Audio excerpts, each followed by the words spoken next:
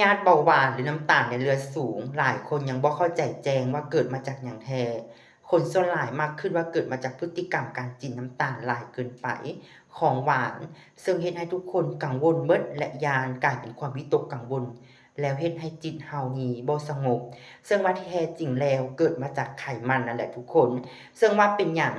ไขมันเกิดมาได้หลายรูปแบบส่งจะมาจำแนกให้ทุกคนรู้คือ1มาจากพฤติกรรมการดำรงชีวิตของเฮา2มาจากความคิดความเครียดซึ่งว่าเกิดตัวนี้ขึ้นมาแล้วหลายคนไปกวดสุขภาพเนาะมักจะไปกวดเจาะจงเบิ่งเบาหวานอย่างเดียวหรือเบิ่งสุขภาพครบวงจรแต่ที่จริงแล้วยังบ่ถึงจุดมันสิ่งที่เจ้าควรเบิ่งคือระบบไหลเวียนของหลอดเลือดระบบเลือดขุ่นเลือดเหนียวแนวใดบ่หรือไปเบิ่งที่สแกนเส้นเลือดของเฮาเลยจะได้รู้ชัดเจนและปัวให้มันตรงจุดซึ่งว่าผู้ใดที่เบิ่งจุดนี้แล้วแน่นอนการปิ้นปัวเจ้าจะใช้ระยะเวลาที่บ่โดนเท่ากับคนอื่นการปิ้นปัวเบาหวานนี่ถ้าว่าเจ้ามีเชื้อแล้ว6-8 เดือนนะทุกคนเนาะอันนี้ก็จะชัดเจนให้เฮาเลยแล้วทุกคนสามารถใช้ชีวิตแบบทุกคนเคยใช้แต่ทุกคนควรมีระมัดระวังในใจเพราะ